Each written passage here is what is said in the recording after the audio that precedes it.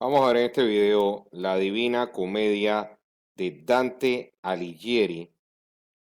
Dante es un poeta que nació en Florencia, en Italia, y sabemos específicamente cómo se veía. Este es un cuadro de Botticelli, un casi contemporáneo de él, porque nació unas décadas después eh, y sobre todo porque Giotto, un completo contemporáneo, vivió en el tiempo de Dante, pintó esto en el tiempo de Dante, lo pintó de esta forma. Por eso Dante es una persona tan interesante para nosotros en la actualidad, porque sabemos muchos detalles de la vida de Dante.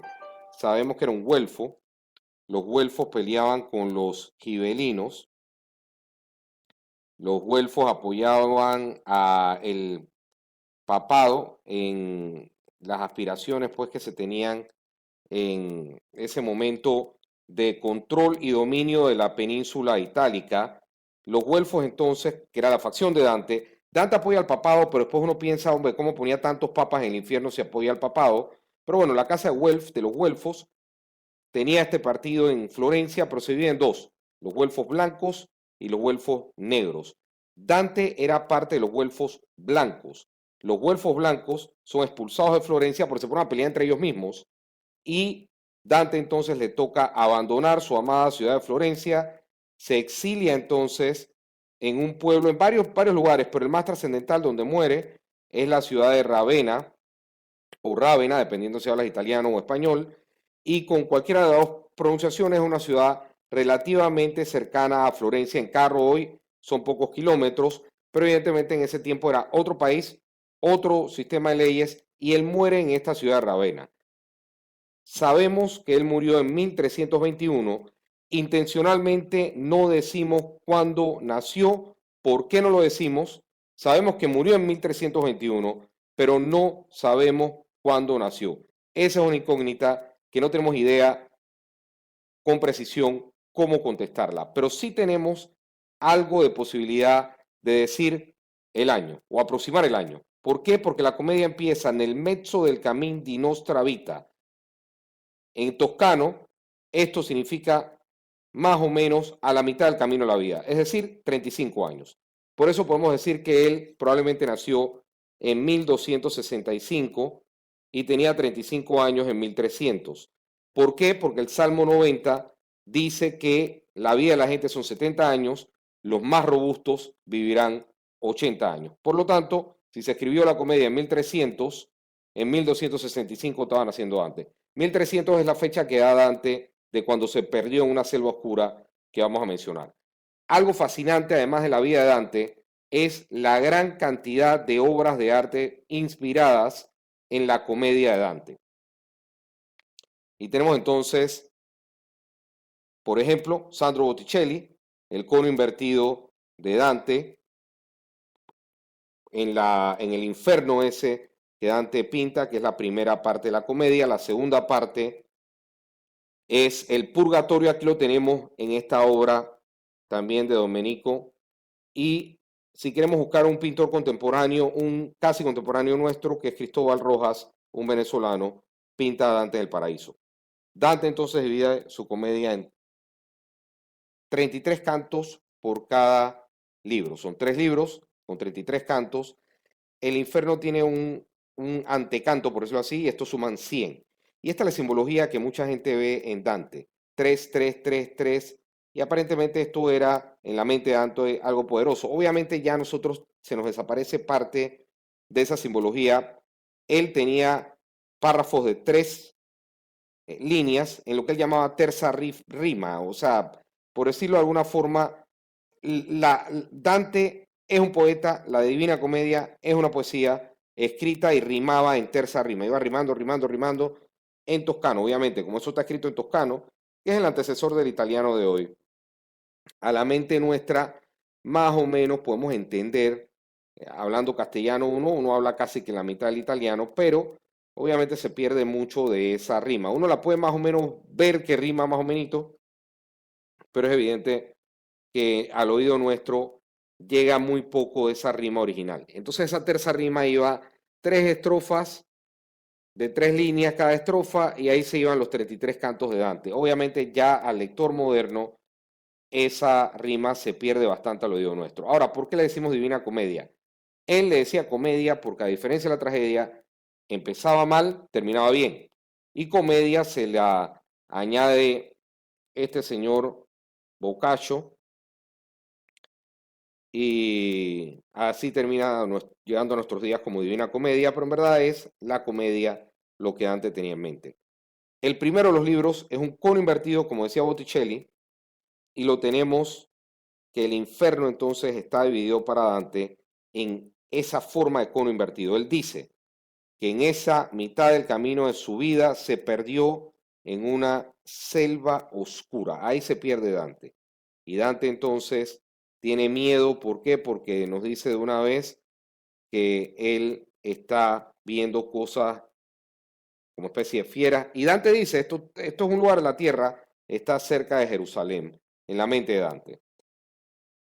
Y él ve esa fiera que lo asusta mucho, ve entonces una especie de león y por ahí mismo ve una especie de loba y por ahí mismo ve una especie de tigrillo, por decirlo así. Entonces él ve una leona, una loba, una tigresa, una cosa parecida a un lince. Él ve estas tres fieras que además que él se perdió, además que él está en una selva oscura, él ve estas tres fieras que lo vienen a atacar. Y ahí entonces empieza, miren esta hermosa representación gráfica que hace de este momento, cuando en ese momento William Blake, aquí lo pinta muy bien, aparece Beatriz. Beatriz es la musa de Dante. Dante representa una cosa que se llama el Dolce Stil Novo, que tienen siempre una musa inspiradora, una mujer que las inspira, y es Beatriz Portinari. Beatriz Portinari aparentemente es una persona física que existió en el tiempo de Dante. Dante se enamoró perdidamente de ella. Hay otra gente que dice ni siquiera existió. Hay algo de consenso en mucha gente que dice sí existió. Y Dante, a pesar que nada más la ve dos veces en su vida, no es que era su esposa, no era su novia, pero él se enamora perdidamente de esta musa Beatriz. Y Beatriz entonces manda ¿a quién? Manda a esta persona que está acá, Virgilio, el mismo de la Odisea. Virgilio entonces es mandado por Dante a buscar en la Eneida. Él relata la historia de cómo nace Roma con Odiseo que sale de Troya y termina ahí en fundando Roma. Y es entonces Virgilio, un poeta como Dante, que Dante admiraba, el que guía a Dante por el, la selva oscura y por el infierno mismo. Antes de entrar al infierno, empiezan a ver a los indecisos. Virgilio, recordemos, Odiseo es aquel que funda Roma, Ulises para los romanos, y Virgilio es un poeta igual que Dante, y le empieza a contar, guiándolo por el infierno, la historia de lo que se va viendo. Y ven entonces a los indecisos, aquellos que no tomaron ningún partido en su vida, ni a favor ni en contra de nada. Sin mencionarlo, Dante ubica aquí a Celestino V, un papa que duró unos mesecitos, de julio a diciembre de 1294, y renunció para no comprometerse con ninguna de las causas, ni a favor ni en contra, ni contra los gibelinos, ni a favor de ellos. Y así entonces pone Dante en ese anti-inferno, un lugar donde no es el infierno todavía, porque son gente que no lo quiere, ni el infierno, no lo quiere ni Dios ni el diablo. Y están condenados a estas personas a seguir una bandera en blanco, picados por avispas que los impulsan a seguir esta abeja. Aquí pone Dante a los indecisos. Dante entonces divide su infierno una vez que entra, divide su infierno en varios círculos, en 9 círculos, y crea entonces una especie de hueco en la tierra. Él entra entonces al infierno y en el infierno están primero los no bautizados o paganos virtuosos, una especie de limbo, donde ubica aquí a Dante a mucha gente que después vamos a ver en detalle en otro video. Luego ubica a los lujuriosos, aquí entonces también ubica a los glotones más abajo. Luego de los glotones, Dante está ubicando a otro pecado. En la mente de Dante están los pródigos y los avaros. Es interesantísimo el castigo que le tienen porque tienen que cargar unas cargas pesadas que se tiran unos con otros, diciendo por qué gastas, por qué desperdicias. Muy interesante, lo vamos a ver en un video separado cuando veamos el infierno. El otro círculo eran los iracundos y se va entonces en esta especie de cono invertido formando una ciudad entera que se llama la ciudad de Dite, poniendo entonces una muralla ahí Dante en donde divide estos pecados de más arriba con los pecados de más abajo, diciendo casi que estos otros pecados son incluso más fuertes que los anteriores. Los herejes, después de eso pone Dante, acto seguido, otro círculo que es de los violentos. Hay bastante división aquí entre los violentos contra algunas cosas, contra otras, contra sí, contra terceros, contra Dios, contra... Y es interesante la división que dentro de esta división hace Dante. Lo vamos a ver en otro video. Después pone a los fraudulentos. Aquí también hay una división. Y por último, Dante pone en el noveno círculo al mismísimo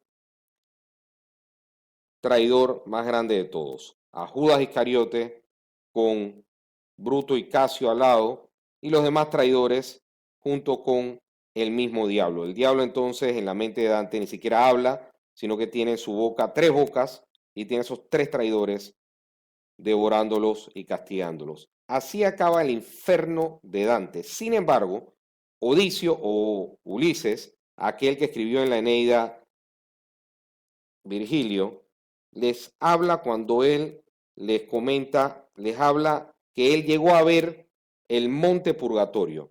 Y habla también Dante antes de terminar el infierno que el purgatorio está directamente en el lado opuesto de la tierra, porque cuando cayó Satanás del cielo como pecador, pues transformándose en el diablo, de ángel de luz a diablo, ese hueco se refleja en el otro lado de la tierra como una montaña. Es como decir que todo ese hueco que formó la caída de Satanás, que está en el infierno, en el centro de la tierra, hace una especie de chichón del otro lado de la tierra, formando una especie de isla. Odiseo la ve, se la comenta Dante, y así entonces nace el purgatorio. El purgatorio es para Dante un lugar físico ubicado en el hemisferio sur de la tierra, y es un lugar entonces donde los pecados se van a purgar. Es el segundo libro de Dante en esta Divina Comedia y Catón está en este purgatorio como una especie de guardián o de portero del purgatorio y tiene entonces Dante a varios pecados, entre esos a los orgullosos que van a ir al cielo, pero tienen que purgar ese pecado. Y al mismo Dante se le ponen 7 P's con estos 7 pecados, después pone a los envidiosos y un ángel se los pone y se los va quitando en la medida que el mismo Dante en ese viaje va purgando esos pecados. Esas 7 P de 7 pecados se van quitando en la medida en que Dante va subiendo hacia el paraíso terrenal. Virgilio entonces lo guía por aquí. Están los perezosos, los iracundos, y Dante entonces ve cómo purga cada uno de estos pecadores sus pecados para llegar al cielo. La gula, la avaricia, luego de esto viene otro pecado que es la lujuria, y todos estos pecados entonces, que son 7, se van purgando, y el mismo Dante va contando cómo los peregrinos, por decirlo así, lo van purgando. Pero arriba está entonces el paraíso terrenal, un lugar físico. Desaparece Virgilio, él no puede entrar al paraíso porque él es un pagano, no bautizado, no creyente en Cristo, nació antes de Cristo, y el paraíso terrenal es el lugar donde Dante termina el purgatorio. Ahí desaparece Virgilio, pero lo acompaña Beatriz. Beatriz entonces va a guiar a Dante en el resto del camino, en el tercer libro, que es el paraíso. El paraíso, en lugar de ser un lugar físico, en la tierra, está en el cielo, por decirlo de alguna manera. Y él lo divide en varias esferas, como que fueran los planetas, pues, en la mente medieval. Obviamente tiene unos saltos ahí que lo hacen de forma intencional, pero es básicamente el sistema solar que ellos entenderían en la Edad Media. El primero es la luna, donde pone, ya estamos en el cielo, pone a los inconstantes. Después de eso viene otra esfera, que es la de Mercurio, donde coloca a Dante a los ambiciosos, y él divide entonces ese cielo en otra esfera, donde pone a otra gente que ya está salva, que ya está en el cielo, que van a vivir en el cielo por la eternidad, y pone entonces en Venus a los amantes. Estas son las divisiones del cielo en la mente de Dante.